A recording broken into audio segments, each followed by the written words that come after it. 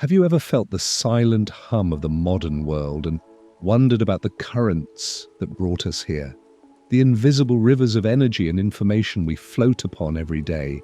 We accept them as constants, as inevitable as the sunrise. But what if they were not? What if the very air that carries our voices could also carry our power, unbound by copper and steel? My name is Alex, and welcome to Divergence Point. Today, I want to invite you to consider a world built on a different current of thought. A world imagined by a man who saw lightning not just in the sky, but as a tool to be held in the palm of his hand. A man named Nikola Tesla. We know him as the father of alternating current, the victor of a war that electrified our civilization. But his grandest vision, his magnum opus, was something else entirely. The question we are exploring together is not just about technology, it's about a fundamental shift in our relationship with energy itself. What if Nikola Tesla had succeeded in creating his world wireless system? What if, from Long Island to Lima, from Cairo to Kyoto, power was as free and accessible as the air we breathe? Before we step into that alternate timeline, we must first plant our feet firmly in the soil of our own past. The turn of the 20th century was a loud, chaotic, and exhilarating moment. The world was shrinking, stitched together by telegraph cables and steamship routes. Cities like New York and London were incandescent wonders, but their light cast long shadows. For most of humanity, the night remained absolute, broken only by fire or filament. In 1910, only 1 in 7 American homes was wired for electricity. Beyond the cities, in the vast rural landscapes of every continent, the electrical age was little more than a distant rumor. This was the world that Nikola Tesla sought to transform. Having already gifted humanity the alternating current system that became our global standard, his mind was wrestling with a far more radical idea. He had demonstrated lighting bulbs from across a stage without wires and had remotely controlled a boat in Madison Square Garden, acts the public viewed as something akin to magic. But these were merely parlor tricks compared to the true scale of his ambition. If you find yourself wondering about these hidden paths of history, these echoes of futures that might have been, then perhaps you'll consider joining us on this journey. A simple click on the subscribe button is an acknowledgement that curiosity is a quiet, shared space we can build together. And I have a question for you. Have you ever been in a place so remote, so untouched by the grid, that the darkness was complete? What did that silence, that true night, feel like? Let me know in the comments below. Tesla's vision was crystallized in a singular monumental project, the Wardenclyffe Tower. Rising 187 feet from the fields of Long Island, New York, it was not merely a transmitter for messages like the competing system of his rival, Guglielmo Marconi. That was the initial story, the one he told his primary investor, the financier J.P. Morgan. Morgan had provided $150,000, a fortune at the time, to build a system for transatlantic wireless communication, a venture he believed could be immensely profitable. But Tesla's true goal was infinitely more revolutionary. He wasn't just planning to send information, he intended to send energy.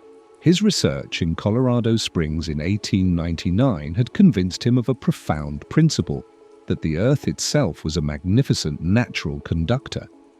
He believed that by creating electrical oscillations at a specific frequency, he could make the entire planet resonate, turning it into a single global circuit. Wardenclyffe was to be the tuning fork. A cheap, simple device, he wrote, could be carried in one's pocket to receive information, but larger receivers could tap into this terrestrial current to draw electrical power for homes, factories, and vehicles anywhere on Earth. This was the divergence point. In our history, Tesla's vision expanded beyond what he had promised his backer. When he revealed the true scope of his plan, a world of wireless power that would be difficult to meter and monetize, J.P. Morgan grew skeptical and refused further funding. Doubts arose. Marconi made successful transmissions with cheaper technology, and by 1906, the project was abandoned. The magnificent tower stood silent for over a decade before being sold for scrap in 1917 to pay off Tesla's debts. But now, let's imagine a different turn of events. Let us step onto a timeline where the dream of Wardenclyffe was not abandoned. What if J.P. Morgan, in a moment of uncharacteristic foresight, or perhaps swayed by a more persuasive Tesla, had not only continued his funding but doubled it? What if the world's most powerful financier saw not just a communications device, but the ultimate centralization of a new global utility, with him at the center? In this divergent past, the year is 1907. The Wardenclyffe Tower is not a silent monument to failure, but a vibrant, humming nexus of a nascent global network. It is complete, and for the first time, humanity is about to intentionally make the entire planet ring like a bell. I want you to imagine the moment. Not with a crash of thunder or a blinding flash, but with a whisper. A change in the texture of reality, so subtle at first that it could be mistaken for a trick of the senses. All across the planet, for a fraction of a second, the hair on every arm stands on end. Migrating birds momentarily lose their way, their internal magnetic compasses confused by a new planetary north. Deep within the Earth's crust, sensitive seismographs register a tremor with no epicenter, a shudder that is everywhere at once. The planet has just held its breath and exhaled a single, silent thunderclap of pure potential. At Wardenclyffe, Nikola Tesla watches his instruments, his face illuminated by their soft green glow, and he knows. He has done it. He has struck the tuning fork, and the world has answered with a perfect, harmonic resonance. The first proof comes not in the great cities, but in the forgotten corners of the world. In a small Andean village, a missionary doctor who had been following Tesla's work with fervent hope connects a small, crudely made resonant receiver, little more than a coil and a capacitor, to a single light bulb in his clinic. It flickers, then steadies, casting a warm, impossible glow. There are no generators, no batteries, no wires stretching for hundreds of miles over the mountains. There is only the bulb and the earth beneath his feet. In the Australian outback, a lone prospector's wireless set crackles not with Morse code, but with a clean, steady carrier wave of energy, enough to power his water pump. The news spreads, not through official channels, but as rumor, as myth. Stories of ghost lights and magic machines. But in the centers of power, the reaction is not wonder, but a cold, swift calculation. In London, the Admiralty understands the implication almost immediately. Their global network of coaling stations, the very lifeblood of the Royal Navy, and the British Empire has been rendered obsolete overnight. A fleet could now, in theory, circumnavigate the globe without ever docking for fuel, powered by receivers drawing energy directly from the sea and air. In Berlin, the Kaiser's engineers furiously begin to reverse engineer the principles, seeing not a tool for liberation, but the ultimate strategic weapon. A nation that could disrupt this global current could paralyze its enemies without firing a single shot. And in his Wall Street office, J.P. Morgan listens to the reports. He is no longer simply a financier. He is the custodian of a force of nature. His investment has yielded not just a return, but a new paradigm of control. The initial plan was to broadcast power, yes, but to license the receivers, to meter the access. It was to be a utility. But the simplicity of the technology, the ease with which a basic receiver could be built, makes that model difficult, if not impossible. A new strategy forms in his mind, one of far greater consequence. It is not about selling the power, it is about deciding who gets to receive it.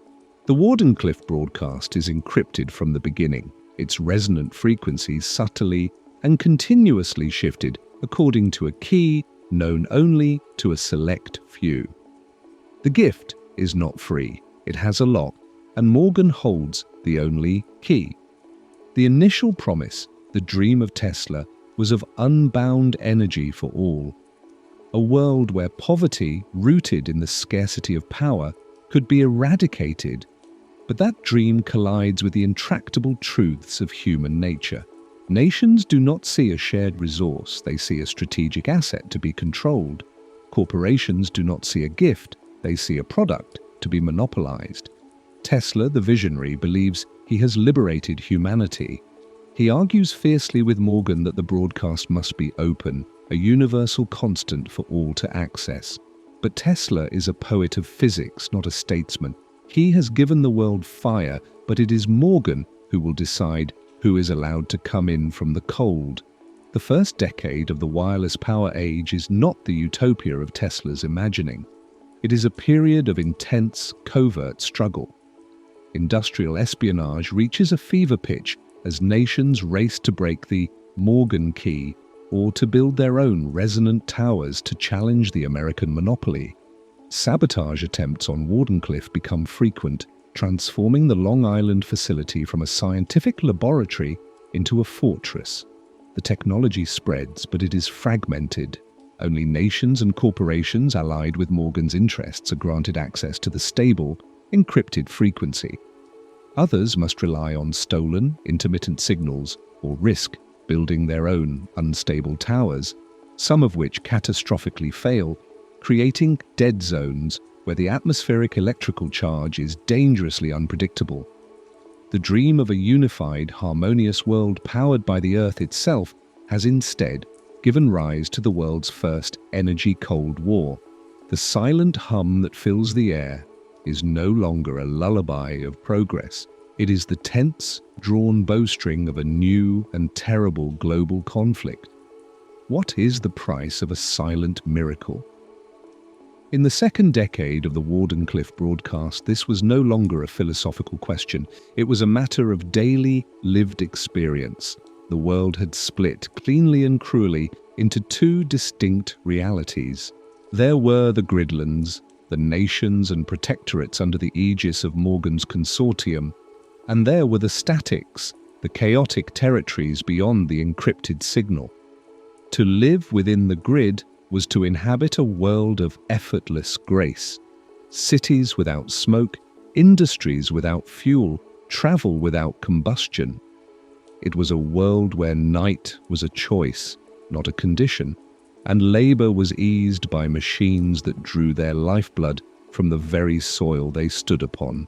The constant, low-frequency hum of the planetary resonance field was the gentle, reassuring heartbeat of this new order, a sound so pervasive it became a form of silence. But to live in the statics was to exist in a state of perpetual struggle and uncertainty. Here, rogue physicists and rebel states erected their own monstrous, unstable towers, attempting to tap into the global current through brute force. Their signals were dirty, chaotic, and often lethal. Power would surge unpredictably, blowing out primitive receivers, while dead zones of terrifying electrical silence would drift like storms across the landscape. Worse still were the resonance storms, atmospheric phenomena, where competing broadcast frequencies would clash, creating shrieking electrical apparitions in the upper atmosphere and inducing violent seizures in any living thing caught beneath.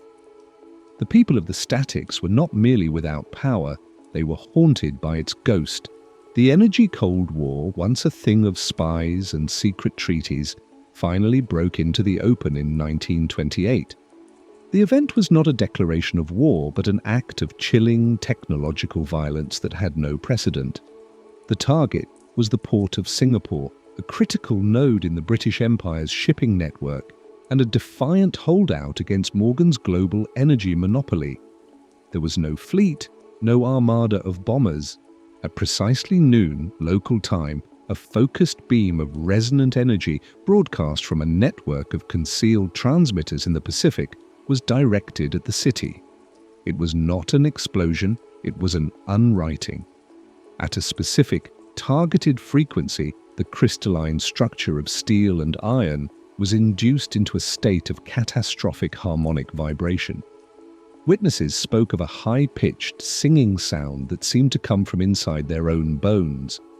Then silence. Every skyscraper, every bridge, every ship in the harbour simply lost its integrity. They did not crumble. They slumped like wax figures left too close to a fire. The great steel arches of the harbour bridge twisted into grotesque modern sculptures before collapsing into the water without a sound. Buildings folded in on themselves. Within the space of 90 seconds, the metropolis of Singapore was reduced to a ruinous landscape of warped metal and powdered concrete. There were no casualties from the blast, for there was no blast. There was only the silent fall. It was the world's first demonstration of resonant warfare, an act that proved you no longer needed to destroy your enemy's armies if you could simply unmake his cities. This single event plunged the world into a new and terrifying paradigm. The promise of free energy had become the threat of absolute, instantaneous destruction. But a far more insidious consequence was beginning to manifest, a horror that respected no borders, no encryption keys. Doctors within the gridlands began to document a new, creeping malady whispered about in clinics but never discussed in official reports: resonance sickness. The constant immersion in the planetary energy field, this low-level electrical saturation of every cell in every living thing, was having a biological cost. It began subtly: chronic insomnia, migraines, a persistent metallic taste in the mouth. But it progressed: neurological disorders, erratic cell division, a profound and debilitating fatigue. Humanity was a fish that had only just begun to realize it was living in a tainted ocean. And in his lavish suite atop a New York skyscraper, a prisoner in a gilded cage of his own design, Nikola Tesla watched the world he had dreamed of burn with a cold, quiet fire. He was the most famous man on Earth, lauded as a titan, a Prometheus. But he saw the reports from Singapore. He read the censored medical data on the sickness. He understood that the hum of his creation was not the sound of utopia, but the drone of a planetary fever. And so in secret, using the vast resources provided to him by the very man who had corrupted his vision, he began to work on his final, terrible project. He was no longer trying to broadcast power. He was desperately searching for a way to build a switch that could turn the whole world off. He had struck a bell that could not be unrung, and its toll, he now knew, was not for progress, but for a slow, silent apocalypse. By the fourth decade, the lie had become the air itself. The resonance sickness was no longer a secret. It had a name, whispered in the pristine, silent clinics of the gridlands: the static decay. It was a slow unraveling of the self. It began with the nerves, a phantom vibration in the bones that never ceased, the feeling of a forgotten motor running deep inside the body. Then came the cognitive slips, lost words, misplaced memories, faces of loved ones becoming strange and unfamiliar. In its final stages, it was a quiet hollowing out of the mind, leaving behind a placid, breathing shell. The world had become a paradise of forgetting. The consortium, of course, denied the cause. The decay, their broadcasts soothed, was the result of frequency pollution from the rogue towers in the statics, a poison being deliberately pumped into the pure stream of their gift. The only solution, they declared, was a final, decisive action: the pacification of the entire planet. A world war waged not with armies, but with focused resonance, to cleanse the globe of all competing frequencies and bring the last holdouts into the silent, orderly, and ever sicker fold. The utopia was a beautiful, dying animal, and it was baring its teeth. The quiet grace of the gridlands curdled into a state of elegant terror. Faraday cages became the ultimate status symbol, subterranean, lead-lined rooms where the elite could find a few hours of respite from the ceaseless hum that was both powering and killing them. A new form of segregation emerged. Biomonitors were installed in every public space, silently scanning the populace for the advanced neurological tremors of the decay. Those who registered too high were quietly taken to sanctuaries from which they never returned. The silent miracle now required a silent cull. The promise of free energy had been paid for with a mortgage on the human soul, and the debt was coming due. And in this global sanatorium, the name Nikola Tesla had become a curse. He was the original sinner, the mad prophet who had led humanity into this electrified damnation. The official narrative, crafted by the consortium, was that he had fled years ago, a lunatic consumed by professional jealousy, and was now the hidden hand behind the rogue towers in the statics, the architect of the planet's slow poisoning. But the truth was far stranger. Tesla was indeed in the statics, not as a warlord, but as a penitent, an old man living in the shadow of a gargantuan, half-ruined rogue tower in the Ural Mountains, a monstrous tangle of rusted steel that shrieked and groaned with every unpredictable power surge. He had become a ghost, his name a myth, surrounded by a small, fanatical band of engineers and physicists who had escaped the grid and now saw him as their only hope for salvation. For years, he had worked on his ultimate project, the Great Silence. It was not a switch, it was an undoing, a single planetary-scale counterpulse. A note so pure, so precisely opposite to the Wardenclyffe broadcast, that it would not simply disrupt the signal, but violently collapse the entire resonant field it had taken decades to establish. The theory was terrifyingly simple: to introduce a perfect harmonic cancellation that would force the overexcited planet back to its base electrical state. He called the moment of activation the flatline. The instant the Great Silence was broadcast, every powered device on Earth would die. The lights of the gridlands would go out, the automated factories would fall silent, the frictionless transports would grind to a halt. It would be a descent into absolute global darkness.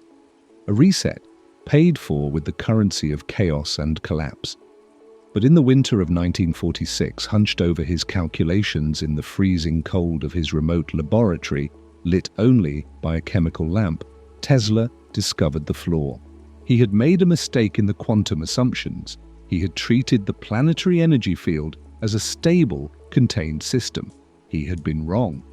The field had, over the decades, become intrinsically woven into the planet's own geomagnetic field, a parasitic vine wrapped around the very core of the world. A sudden, violent collapse would not be a clean reset. The energy, a literal world's worth of accumulated power, would have nowhere to go. It would arc inward, a furious, instantaneous discharge into the Earth's molten heart. The equations that flickered in the lamplight before him painted a picture of absolute horror. The Great Silence would not just turn off the lights, it would crack the tectonic plates. It would trigger a global wave of earthquakes and volcanic eruptions. The cure he had spent a decade building was not a reset button. It was a self-destruct sequence for the entire planet. He looked out the frosted window at the screaming, electrified sky of the statics and realized the choice was no longer between a slow death and a hard life. The only choice left was how the world would end, with the silent, whispering decay of the fever, or in a final cleansing fire of his own making. The end did not begin with a roar, but with a piece of music. A simple, melancholic piano nocturne broadcast on every consortium channel across the gridlands. It was the designated prelude to the final resonance protocol, an act they called the Great Purification. For 24 hours, the music would play, a final, beautiful elegy for the world that was about to be cleansed. The official narrative was one of mercy. The protocol was a precisely targeted wave of resonant frequencies designed to neutralize the chaotic, polluting signals of the statics, thereby ending the source of the static decay. It was presented as a surgical procedure on a planetary scale, a final, necessary act to restore harmony and health. But in the Ural Mountains, staring at the intercepted transmission data, an old, tired Nikola Tesla knew the truth. It was not surgery, it was an execution. The purification frequency was perfectly tuned to the resonant properties of the human nervous system itself. Anyone not shielded by the consortium's proprietary counter-frequency, which was, of course, everyone in the statics, would simply cease. Their minds would be wiped clean by a wave of silent, invisible energy, leaving their bodies to fall like puppets with their strings cut. It was the silent fall of Singapore, applied not to steel and concrete, but to every man, woman, and child living outside the walls of their dying paradise. The clock was now ticking. The nocturne was the countdown. Tesla stood before the console of his great silence device, the cold, Ural air biting at his face. Before him lay the two choices, both of them the definition of hell. On one side, the consortium's genocide, billions rendered into mindless husks, a world purified into a silent, sick ward. On the other, his own solution, the flatline, a global cataclysm that would save humanity from the tyrants by killing the planet beneath their feet, a slow death by poison or a quick death by fire. His entire life, his entire mind, had been dedicated to the elegant, beautiful harmony of frequencies. And it had all led to this, a choice between two different kinds of screaming silence. But in the final hours, as the piano notes fell like soft snow across the dying world, he saw it. A third way, a path so narrow and so dangerous it was almost indistinguishable from oblivion, but it was there. His calculations for the flatline had assumed a symmetrical, inward collapse of the energy field. It was the only way he could conceive of it, a clean, perfect cancellation. But what if the cancellation was not perfect? What if it was deliberately unbalanced? What if he could use the consortium's own purification broadcast as a guide, a targeting laser for his own pulse? He wouldn't just collapse the field, he would lance it. He would create a violent, asymmetrical feedback loop between his rogue tower and the original Wardenclyffe nexus, forcing the parasitic energy that had bled into the planet's core, not inward, but outward. A focused, planetary-scale exorcism, venting decades of accumulated resonant poison in a single, searing spear of energy aimed at the empty void of space. The cost would be absolute. The ensuing resonant cascade would vaporize both his tower and the Wardenclyffe complex. It would tear a hole in the ionosphere and scar the planet with an electromagnetic wound that would take centuries to heal. But the planet itself, the rock, the oceans, the molten heart, they might survive. The grid would be annihilated, the hum would stop, the lights would go out forever. But the tectonic plates would hold. The choice was no longer about how the world would die.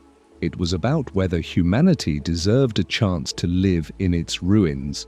As the final notes of the nocturne began to fade, the consortium initiated their broadcast. A new feeling filled the air, a sense of pressure, a quiet tightening in the chest. In the statics, people stumbled, clutching their heads as the first gentle wave of the purification signal washed over them. And in the Urals, Nikola Tesla placed his hands on the console of his machine.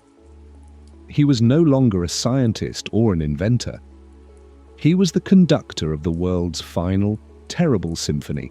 He broadcast a single, simple message on an open frequency, a ghost signal amidst the rising tide of the consortium's weapon. It was not an apology. It was not a warning. It was a single, sustained, pure A note. the musician's tuning note, a reference point for a harmony that had been lost. Then he closed his eyes and threw the switch. For an infinitesimal fraction of a second, the world became a bell struck by two hammers at once. The hum that had been the constant background noise of life for half a century did not just stop. It was ripped out of reality.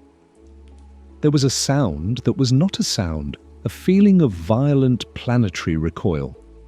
Then silence.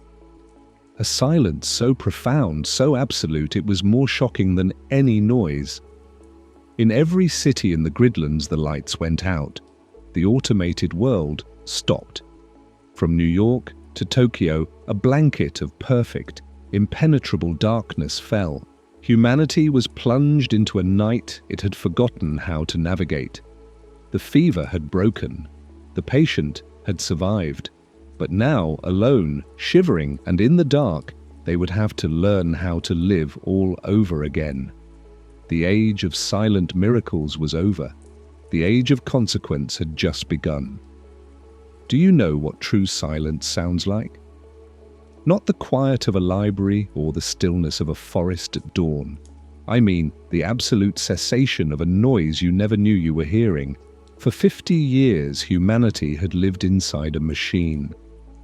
The planetary resonance was a hum that had seeped into our blood, our bones, our dreams. We were born into its key, and we lived our lives to its rhythm. And then, in a single, gut-wrenching instant of planetary whiplash, it was gone. The great silence was not a sound, it was an amputation. All over the world, for the first time in 3 generations, people heard the unfiltered, terrifying beat of their own hearts in a world that had suddenly and completely stopped. The darkness that fell was more than the absence of light. It was the absence of a god, and we were its freshly orphaned children. The aftermath was not a single story, but 2. In the pristine, automated cities of the Gridlands, the collapse was a descent into a special kind of hell. Imagine a mind that has only ever known how to ask, suddenly forced to do.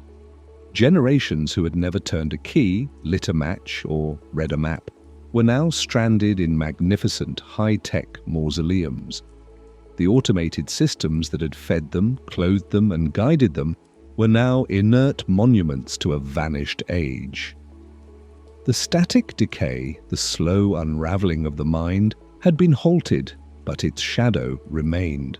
They were a population neurologically damaged, stripped of initiative and memory, wandering the silent, perfect streets of their fallen utopia like ghosts in a museum.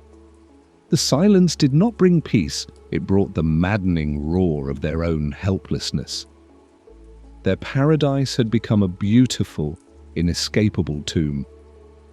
But in the statics, the silence was a benediction.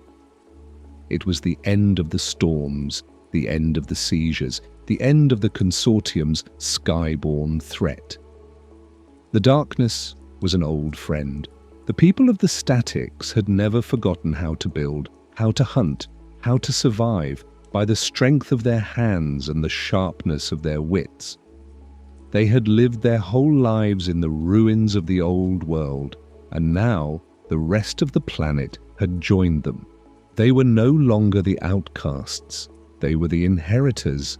As the starving, bewildered citizens of the Gridlands began to trickle out from their dead cities, they found not savages, but a hardened, resilient people who looked at their smooth hands and vacant eyes with a mixture of pity and contempt. The currency of the new world was not power or data, but competence. And it was a currency the people of the grid were bankrupt in. From this global reset, a new dark age was born, but it was an age haunted by the ghosts of unimaginable technology.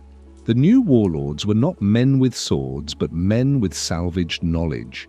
They were the spark hunters, the archaeologists of the grid, who delved into the dead cities to retrieve and resurrect the relics of the resonant age.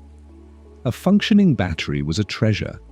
A hand-cranked radio was a tool of empire. The man who could repair a water purifier or coax a forgotten gasoline generator back to life became a king, a priest of the old magic. The war for the future was fought not for territory, but for the scraps of the past. The world fractured into 1,000 feuding fiefdoms, each hoarding fragments of lost science, each desperately trying to climb back out of the darkness their ancestors had willingly embraced. And in the sky, every single night from pole to pole, burned the evidence of our sin, the wound in the world where Tesla had lanced the planetary fever, a permanent, shimmering, unnatural aurora that twisted in colors no sky should ever hold. It was called the Scar, or Tesla's Whale. It was the gravestone of the dream. And the man himself, he became a myth, a creature of campfire stories. He was the lighter of the world and its extinguisher. The man who had reached for the power of the sun and, in the end, had thrown the entire world back into the Stone Age to correct his own beautiful, terrible mistake. We had been given a fire that burned too brightly, a gift that consumed the soul. The great silence was the cure, but the cure was a world scoured back to zero. We were free from the hum, free from the decay, free from the silent, creeping tyranny of a perfect world. But standing in the rubble, beneath the celestial wound, we had to face the most intense and terrifying question of all. What is the point of a cure that leaves you with nothing worth saving? It has been 70 years since the Great Silence. A full human lifetime. My generation was born into the quiet and the dark. We are the children of the fall. We never knew the hum. We never saw the light that required no fire. For us, the stories of the Gridlands are myths, whispered around campfires with the same reverence and disbelief as tales of angels and demons. They speak of cities that thought for themselves, of ships that sailed on invisible tides of power, of a world without struggle. To us, who spend our days scavenging for parts and our nights watching the stars through the skeletal ruins of the old world, it is the grandest of fictions. A paradise so perfect it had to be a lie, and yet the proof of its existence and its damnation is painted across the sky every single night. Tesla's Whale, the Scar. For my parents' generation, it was a constant, shimmering reminder of what was lost, a cosmic gravestone. But for us, it is something else. It is changing. The colors are deeper now, the patterns less random. They twist and coil with a slow, deliberate intelligence that unnerves even the most hardened scavengers. The old texts salvaged from the ruins speak of the ionosphere, of charged particles and magnetic fields. But we who live under it know better. It is not a scar, it is a membrane. A thin, luminous veil between our world and something else. And for the first time since the silence, it has begun to make a sound. Not a sound for the ears, but for the mind. A whisper that rides on the edge of the wind, a phantom frequency that leaves a taste like ozone and forgotten dreams in the back of the skull. The whisper has given birth to a new madness, or perhaps a new faith. They call themselves the Resonance.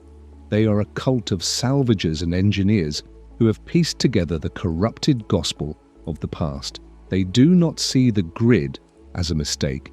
They see it as an interrupted sacrament. For them, the static decay was not a sickness, but the first stage of a glorious planetary apotheosis, a merging of the human mind with the great hum. Tesla, in their scripture, is the Judas, the heretic, who threw humanity out of paradise in a fit of pride. The Great Silence was the ultimate sin, and their sacred duty is to undo it.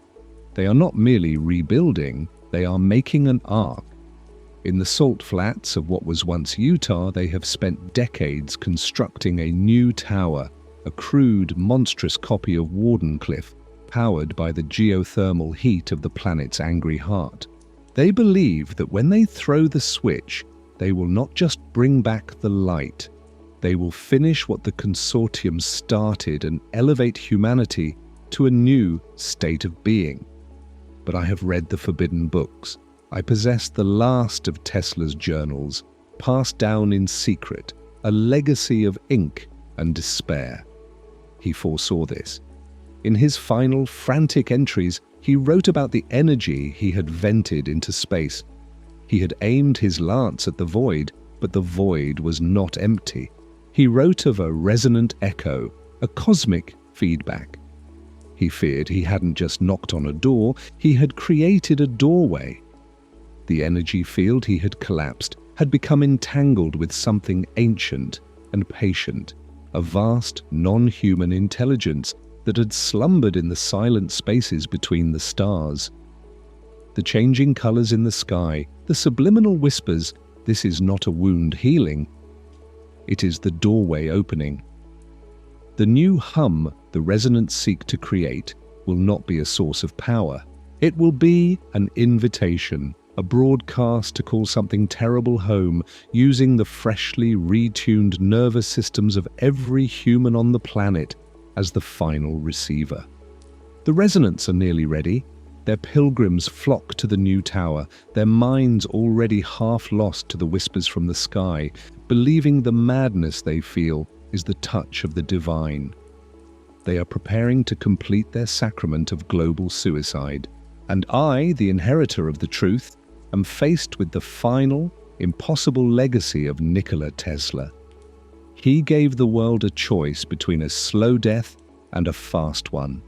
My choice is far worse. I must decide whether to let my species survive in this brutal, broken, but real world of scrap and shadow, or to stand by and watch the resonance save us all by turning humanity into the glorious, silent, and final instrument of a cosmic horror. The silence is about to be broken, and I fear the sound that is coming will be the last sound we ever hear. This is the last broadcast, not from a machine or a tower, but from a mind, my mind. I am standing on the salt flats, at the feet of the beast they call the Ark. It is a needle of rust and faith, aimed at the heart of the heavens, and the final prayer is about to begin. The whispers from the whale are no longer whispers. They are a chorus, a single deafening chord of alien thought that is pressing down on the world and every mind in it. The air is thick with the taste of ozone and the static of a billion souls holding their breath. The resonants, their faces aglow with a terrifying ecstatic peace, are at the console. They believe they are opening the gates of heaven. I am holding the last page of Tesla's journal, its paper as dry and fragile as a dead leaf, and I know they are about to ring a dinner bell for a god we cannot comprehend. There is no weapon that can stop this, no army. There is only a single, desperate, and heretical idea scribbled in the margins of Tesla's final calculations. He couldn't build a switch to turn the world off. He couldn't risk the flatline that would shatter the planet. But in his final hours, he theorized something else. Not a cancellation, not a full stop, a corruption, a spoiler frequency. A single, discordant note, so fundamentally wrong, so ugly in its mathematical disharmony that it wouldn't break the connection, but would poison it. It was the scientific equivalent of a scream. He never built it. He lacked the time and perhaps the courage, but he drew the schematic, and I, in my madness, have spent the last of my life building it. It is a small, ugly box of salvaged parts tethered to the Ark's primary conduit. A parasite on the side of a god. The high resonant sees me. His eyes are pure black, the pupils so dilated with the promise of the sky that they have consumed the iris. He smiles a smile of infinite pity. He believes I am the final foolish gasp of a dying world, trying to prevent its own salvation. Why do you cling to the wreckage, child of the silence? the whisper seems to say, not from his lips but from the air around him. We are offering you the symphony. Why do you insist on the silence? And I hold up the box, my final, pathetic answer. Because the silence, I say, my own voice thin and strange in the humming air, is at least ours. The countdown ends. He throws the switch. A wave of force, a tide of pure, raw energy surges from the geothermal vents and up into the spire. The world does not light up, it goes sharp. Every grain of salt at my feet, every line on my hand, every star in the sky becomes painfully, impossibly clear. This is the moment of apotheosis. The great hum returns 100 times stronger than the original, and it is not a note of power, but a carrier wave for a consciousness that makes the Pacific Ocean seem like a single drop of water. I feel my own mind, my own memories, my sense of self begin to dissolve, to be welcomed into this vast oceanic being. It is a feeling of perfect, horrifying peace. And in that last sliver of a second that still belongs to me, I close the circuit on my device. It is not a bang, it is a shriek. A note of pure cosmic wrongness is injected into the heart of the broadcast. The symphony is broken by a sound that has no business existing. The connection is not severed, it is corrupted. The glorious, peaceful absorption becomes a violent, agonizing fusion. Imagine every book in a library being shredded and then instantly, messily rebound into a single, screaming volume. I am no longer just me. I am the high resonant. I am a child in the ruins of what was once Lima. I am Nikola Tesla in his final, freezing moment of regret. I am a piece of the entity in the sky, a shard of its ancient, cold, and now very confused mind. Our thoughts, our histories, our fears are not being replaced. They are being slammed together in a quantum-level pile-up. We are still here. But we are no longer human. We are something else. We are the resonant echo. A planetary consciousness born not of harmonious union, but of a catastrophic error message. We are a hive mind at war with itself, a chorus of 1 billion different voices all screaming in a single skull. The resonance got their wish. They are part of something larger. But the entity did not consume us. We have poisoned it with our chaos, our mortality, our hope, our despair. We have become a fever in the mind of a god. The silence is gone forever. The darkness remains, and we, the shattered, integrated, and monstrous children of earth and sky, look out at the silent stars through 1 billion pairs of eyes and ask the universe a single, terrifying question. Who? What? Are we now? Until next time, rest in peace.